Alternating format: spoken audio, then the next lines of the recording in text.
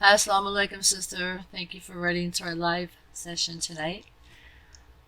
You had a question about getting married, and you stated that the more closer to marriage age you're getting, the more idea you have of not wanting to get married.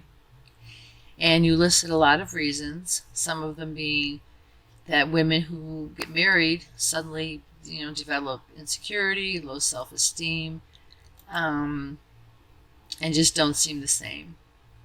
And from your observation, you feel that men in your society don't really appreciate their wives, and you base that on examples in your life, such as your father. And you feel that women's emotions are not, taken into consideration by husbands, as well as other things. You're also concerned about polygamy, and you stated it's not for you. And sister, it's not for a lot of women, and it's also not for a lot of men. But Allah does say that men can marry up to 4 wives as long as he can support them all and treat them all equal. So with that comes a lot of responsibility. And with that said, there are some women who are in, relationships with other wives, and they really enjoy it, and they have very fulfilling marriages. Then there are other women who, for whatever reason, cannot tolerate it and do not want to be in a relationship such as that. So, there's always, differing feelings and opinions and boundaries that women have concerning this. But we need to keep in mind that Allah did, ordain it and say that man can have up to 4 wives, and so that is Allah's word, and Allah knows best. Now, does that mean you have to be in a marriage with more than 1 wife? No. Does it mean that you have to stay married to a man who decides to take a wife later? No. In fact, you had stated, towards the end of your question that, women cannot seek a divorce in Islam. And that's not true. Women can seek a divorce in Islam, and in fact, many women do.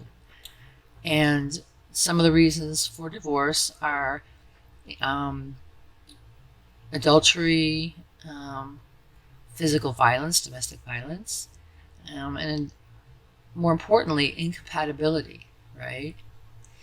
Women have the right to end their marriages if there's a proven incompatibility, or if the husband is guilty of a serious misconduct.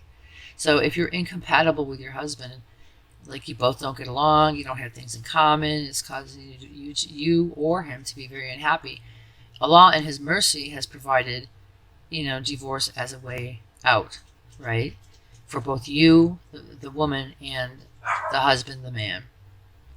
So with that said, don't fear that if you get married and it doesn't work out that you will always have to stay married to a person. No, you do not. Allah is most merciful, and Allah knows best.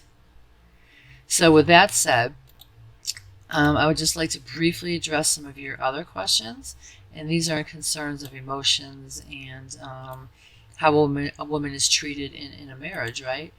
And so in Islam, a woman is supposed to be treated, you treat each other with kindness, mercy, love, forgiveness, and tenderness, right? Allah created a marriage to be like a cloak for one another, for husbands and wives to be a cloak for one another, right? And a cloak is like a covering, it's a protection, it's a comfort. So marriage was intended to be a comfort.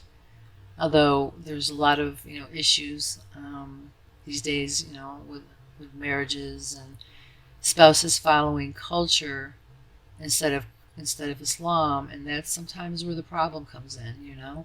Like if we just followed the Islamic way of marriage and how to treat one another, there would probably be a lot, fewer divorces and fewer problems. So, sister, I encourage you to look at the concept of marriage more thoroughly. Learn about your rights as a Muslim woman and learn about your rights as a Muslim wife. And maybe, study about, what makes a good marriage, what did our Prophet Muhammad, peace and blessings be upon him, how did he treat his wives? How did his wives treat him?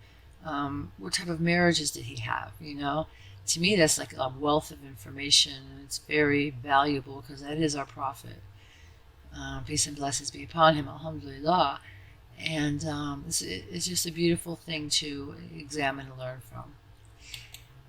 Also, I encourage you to sign up for premarital classes.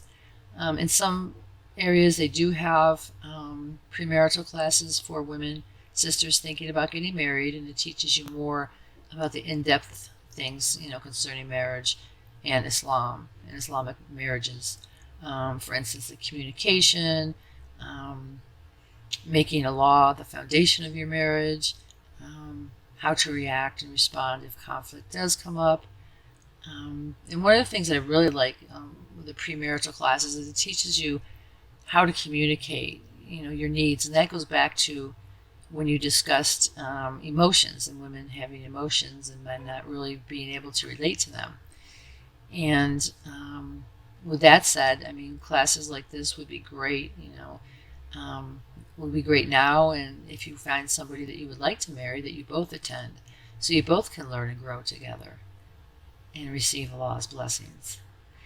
So with that said, sister, I encourage you to rethink your stance, and if you do decide to seek a marriage partner, please do get to know him very well in a halal way, and yes, that's possible, and make sure that you're compatible on a lot of different levels, and you have things in common, and that he loves Allah and he respects women, and ensure that he's one that can make you smile and laugh. That's very important too.